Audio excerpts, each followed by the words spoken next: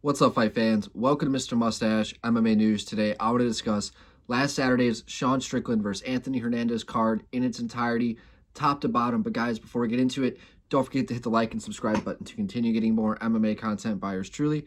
Help the channel grow.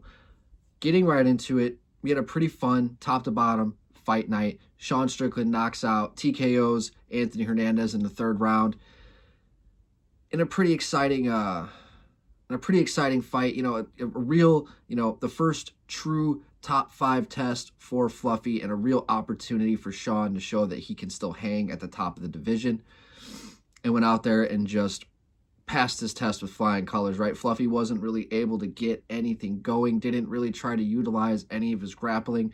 It's like he tried to almost prove a point that he could hang with Sean in the striking department, which proved to be rather detrimental. Maybe he just wasn't really able to find that opening to go for a single leg or to pressure Sean, because Sean's, footwork, his movement, his striking, his ability to keep his opponents at bay, he utilizes the fundamentals so well that it doesn't look like he's doing much, but he really is. It's just how he's doing. He's using all the little things. He's doing all the little things, and going out there and being able to nullify somebody on a 8-fight win streak like Anthony Hernandez with really, just crisp, clean boxing, using his jab, sticking with the jab. Every time he got out of place, you saw him get right back behind the jab. And that, honestly, it's one of the most underutilized strikes in all of combat sports is the fucking jab. Nobody uses it. It's the one thing, if a guy can't figure it out, it's usually going to be a long night for them if they can't figure out their opponent's jab right. And we saw that here with Fluffy. He just could not get his head off the center line. But that, the writing was kind of on the wall. A lot of people are, talking about more on the fact that Anthony Fluffy didn't really show up in this fight. And I don't think that's the case. I think this is the case of just how good Sean Strickland is. This is where we see the top of the division and kind of everybody else. The writing was kind of on the wall with this one. If you go back and look at some of Fluffy's fights, some of the guys that he's really struggled against, guys that Sean has put away, a guy like Brennan Allen, where, yeah, Fluffy was able to beat him, right, and stop him, right? But he struggled a lot in that fight, got reversed a lot in that fight. It was dirtier than what it probably should have been, at least in how the public's eyes was on this. And I feel like that just had a lot of people fooled, and I think a lot of people don't value Sean Strickland that much. And he doesn't always look pretty, doesn't always have these highlight knockouts, right? But he can still put guys away. He just doesn't do it with anything flashy. He's knocking you out with 1-2s. And he does it so well that it's hard to, I don't know. Everybody else seems to just not be caught up on that. And then the whole thing, okay, with the post-fight press conference where Sean's mic got muted. I get it. I get what you're doing, Paramount, but that's not the move. It's not the move. You signed up to have UFC a part of your broadcast, a part of your brand. And this is combat sports. These are cage fighters here. They're not all going to be PR kings, right? Half of them are going to be PR nightmares. And a guy like Sean Strickland, in a sense, can be a PR nightmare. But you're bringing eyeballs. You're seeing authenticity. And this is what comes along with the sport of MMA. This is just how it is. It's just the Wild West. And for them to turn his mic off, I get why they did it, but I think they should kind of lean into it. It's what you got into. You signed up for this. Quite literally $7.7 billion sign-up fee. So I think they should lean into it, and I think they'll only benefit from it. So, regardless, right? Unless there are lines. I don't think Sean crossed any line during his post-fight press conference. But that being said, after the big victory, I would like to see Sean get the winner of Izzy versus Pyfer. Because if Izzy beats Pyfer, you got a really good rematch with Izzy and Sean. And then if Joe goes out there and beats Izzy, a really good opportunity to go against a former champion like Sean Strickland with Joe Pyfer. I just see that, just either way that goes, I think it's a great matchup. And as for Fluffy, right, 8-fight win streak has been snapped. just take the time off that you need. You kind of went through a little bit of everybody. You really had to work your way through, go through, the gauntlet, so to speak. Just take some time off. And I think whoever they match him up with next, I forgot who Kaio is fighting. I know Kaio's going to be fighting somebody soon, but I would like to see something like that play out. But I know that Bisping was talking about Fluffy going on to 170. It's not a bad idea. Clearly, Fluffy can lose, a little bit of those pounds. I can see him tightening up a little bit. So that could happen. But nonetheless, I don't think any less of Anthony in this loss. I just think probably a little bit more highly of Sean in this victory. Kind of put himself right back into that title picture. And sometimes that's the difference between 1, 2, 3 in the world, 4 in the world, and everybody else. That's usually how it goes. Next up, the co-main event. Fuck was it again? Oh my god.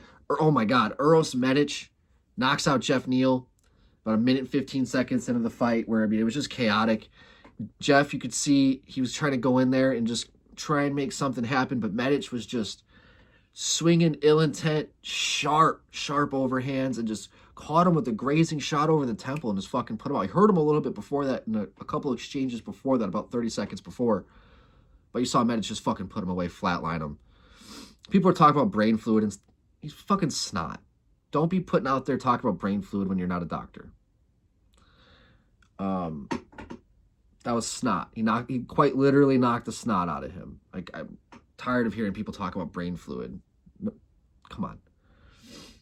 But this just goes to show, though, what alcohol can do to a person long-term in their brain.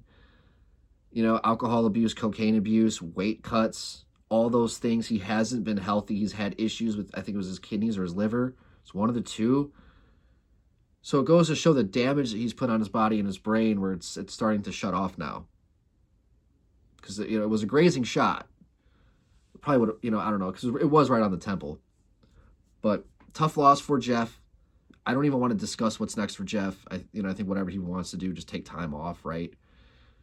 And as for Uros, I don't know, because now, the guy's just kind of put himself into, the mix, right? He's in the mix again.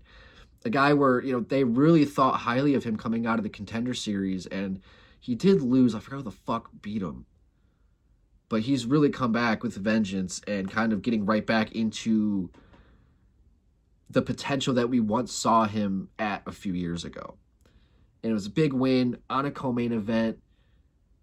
I did not see him on the mic, but I know a lot of people were, pretty impressed with everything he had to say on the mic after the fight as well. But good for Uros. I'm a fan. The guy, he has ill intent, lightning in his hands. Yeah, fun to watch. And as for Jeff, obviously, just please take some time off. Next up, Melky Costa. First guy to knock out Dan Ige. Spinning heel kick to the face, basically, at the very end of the first round. Just tough, right? Tough. I mean, just flush as ever. I forgot, somebody called it a lucky shot, but no. Just dipped right into it. It looked like he broke his face and his nose, and, he just wasn't able to recover. Melky jumped on him right after that and was able to put him away in the closing seconds of the very first round to be the first guy to stop Dan Ige. And Melky, I mean, this guy, he's putting guys away now at a pace where you can't ignore this guy. You got to give him a bigger fight next, a pit bull, something like that. Yair Rodriguez, I would like to see him fight one of these, really elite, powerful, dynamic strikers. Now, I know Dan, I'm not saying that he's not dynamic or powerful. I'm just saying some of these guys who have a little bit of a deeper bag, I'd like to see now Melky get tested against some of these bigger dudes. And as for Dan, right, I think overactivity is just kind of the case. I feel like I think Dan needs to take a summer away. I think he just needs to chill, go be with his family, come back fresh, and I think he needs to do it the right way, almost from the bottom again. And I think that, his natural ability will get him there. I think he's only about 32, 33. But, I think there's a lot left in the tank for a guy like Dan Ige, company man, always goes for it, doesn't say no, 1 day notice type shit. And he's just someone to always watch, always follow. And, you know, to see him get finished like that for the first time, not concerned because of the type of strike that he took, that would have fucked anybody else up, right? Next up, Sergey Spivak defeats Ante Delia. And I mean, holy shit, we saw a whole new fighter in Sergey, a guy who really didn't utilize much grappling at all until towards the end of the fight. Showed good fundamental striking, high guard, was, you know, early on in the fight was on his back foot, utilizing a really good check hook against Ante Delia, coming in, constantly catching him coming in. And by the end, you see going into that third round, you saw Delia on his back foot, and you saw Sergey Spivak making those adjustments, going, pushing Ante back, pushing him on his back foot, him making the aggressive moves, and him creating the octagon control.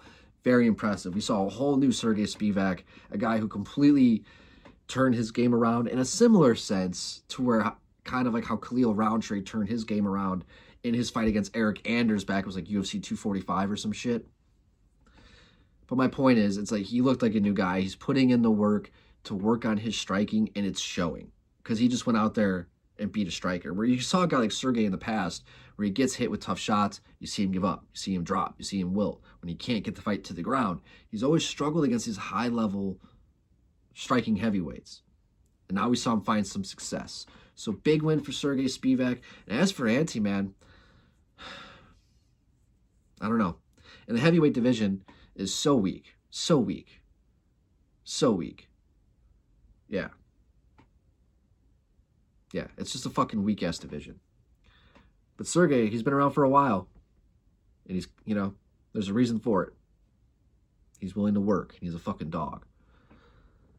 Oh, man. Next up, Jacoby Smith knocked out Josiah Harrell first round, where, I mean, you just saw Jacoby, dude, was just, I mean, he's a physical fucking specimen, right? That guy is built like a Greek god. The dude's shoulders.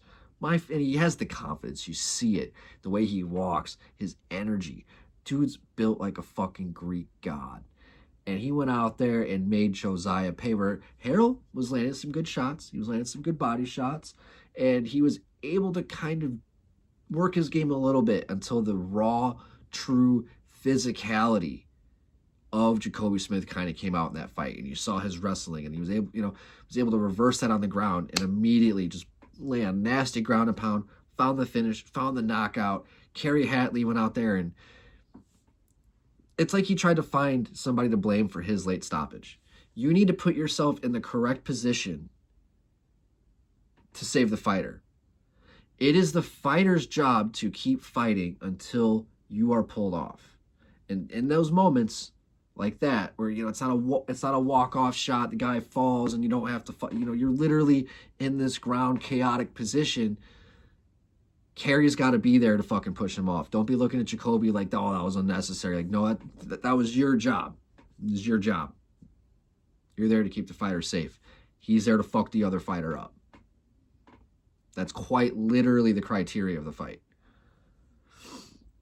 But massive win for Jacoby, you know, and I can't wait to see what this guy's going to fucking do.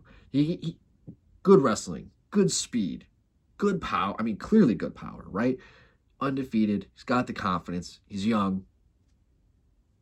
I mean, I know in MMA, everybody loses, but I want to see how long it's going to be until he does. This is a guy who I want to watch very fucking closely. Next up, Michel Pereira defeated Zach Reese. You know, just a back-and-forth fight, battle of wills. I was kind of in and out of it. I was at the airport for these prelims, so I haven't really watched everything all the way through. I was kind of, you know, fucking dealing with assholes at the airport the whole fucking day. But I felt like I saw Zach doing some nice things, but Michel was kind of just leading the dance. Just, I don't know, just controlling the fight a little bit more to his positions. That's the best way I can describe what I was seeing. And where Zach had, you know, good shots, good moments, good movement. He utilizes his length well. He fights a little too tall. He doesn't utilize his length as well as he should. He's good. That's why he has success, because he does fight long. But man, if he can just sharpen that out and not be as tall, that leverage can go so far. He can really do some magical things with that type of leverage that he has at 185 pounds. Like, what's 6'4", 6'5", is a big motherfucker. And he's a dog. You can just see it. You can just see it. And he's a guy who I think if he can just figure a couple things out, he's going to be dangerous as fuck at 185 because it's his leverage. If he can work some shit out on the ground, yeah, I can just see Zach Reese being a fucking Terminator, man. I just see it. Tough loss, though. Tough loss. Next up, Carlos Leal defeats Chidi and Jokawani in a fight where it was like Chidi stole his fucking lunch money and Carlos was ready. He's like, no more. I'm done getting bullied. It's not happening. This shit's mine. And he went out there and just put on the pressure on Chidi from the jump. At first, Jokawani was good inside leg kicks, question mark kicks, trying to keep Carlos at bay. But then once Leal made the decision, okay, I gotta act, I gotta go, I gotta strike, just started just putting on pressure on the fucking fence, keeping Chidi on his back foot, and just overworked him throughout the whole fight. Whereas Chidi stayed in it. He ate everything, right? He was still throwing shots. He was still moving. Was still landing some things in the third round. Got a little interesting, right? But Carlos was just able to control it. It was too much. The first 2 rounds had already passed, and he was a man on fire. His eyes, he was just fucking locked in the whole fight. It was very interesting. And yeah, I don't know. It was a great fight. Great fight. Good to see Carlos go out there and get the W. It just sucked that it was over a guy that I like in Chidi.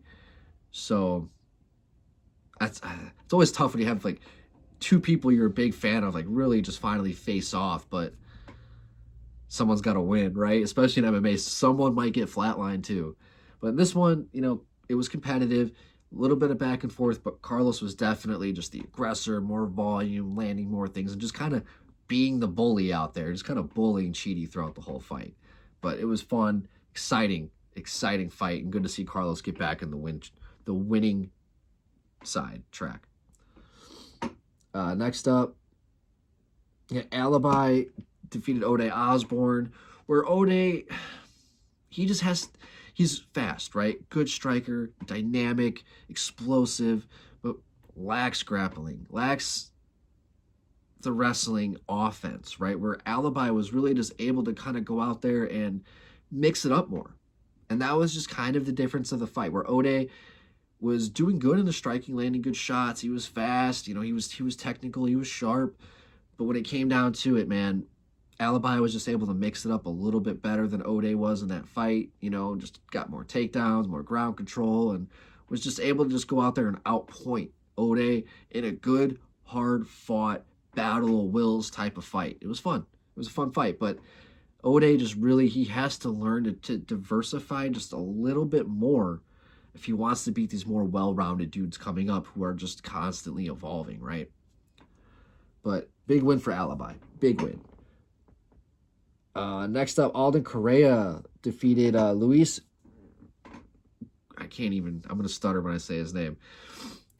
In a fight where, Correa, he really was just faster, more dynamic. The speed was just there. The youth was there. The athleticism was there. Where Luis was just, he was looking for those shots. He was looking for those, he was really just trying to, load up a little bit too much and was just getting caught coming in. He was moving forward, had good pressure, and he was always staying in it. He was always trying to find that shot that just never really truly came. And Alden was able to really just capitalize on that throughout. In the third round, he started picking Luis apart as a gorilla. I just don't even want to fuck his name up. I'm not even going to try it. But just was faster, dynamic, younger, and was just more accurate. Where Luis was just plodding, trying to find his mark, and eventually that just never came over the 3 rounds. And just kind of let the fight get away from him in a sense. Next up, Jocelyn Edwards gets the submission over Nora Cornoli, where it was back and forth, but until she found that slam, that was pretty much it. Looked like either she broke her shoulder, dislocated her shoulder. Something happened in that where just from that moment on, she just didn't have it anymore. I'm surprised the ref didn't even notice it. Should have probably stopped the fight before then for the injury. But You know, what are you going to do? This is what happens with these slams. They're never fun to watch. When these things do happen, you never want to see the opponent really get hurt. I know it's weird to say that in combat sports. You know, it's like you want to see a knockout, but you don't want to see them, like, take brain damage, right? But Jocelyn, she's really kind of, making a name for herself as somebody who is just kind of, she's middle in the pack, but she's active. She gets dubs. She's a dog. Has a good striking. She's good grappling. Brings it to her opponents. So Jocelyn's someone fun to watch. As for Nora, I don't watch much of her. To be honest, I don't even remember any of her fights. So hopefully she heals back up. We'd like to see her come back soon. But I don't really know much about her to really have much of a really truly high opinion on the matter, right? Next up, Puna Haley Soriano defeated Ramiz Brahimaj. In a back and forth, nobody really was able to really make anything happen. Battle of wills, a grinding fight, back and forth, tit for tat. But I thought Soriano was just able to kind of go out there and just be more athletic, be more explosive, landing the harder shots, keeping Ramiz on his back foot, kind of making him pay. And just as the fight went on, he was just cleaner, more accurate, landing the better shots. And you saw Ramiz was just kind of just reacting, defending, and just wasn't really able to just get ahead. And the round just kind of left him as the fight went on. We saw Soriano go out there and get another good victory. Where since coming back, so I'm pretty sure he was cut a while back, 4 or 5 fight win streak now, you could start putting him back into the conversation of, fighting more elite guys. And, I'm excited to see what he could do with it. And as for Ramiz as well, still good. Still a good fighter. I think, you just had 2 really tough guys who kind of canceled each other out in a sense in this fight.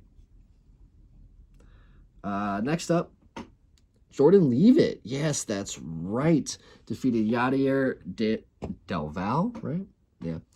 Where, Yadier, big favorite, undefeated, I'm pretty sure, going into this fight. And Jordan said, fuck your stand-up. We're going to grapple this fight.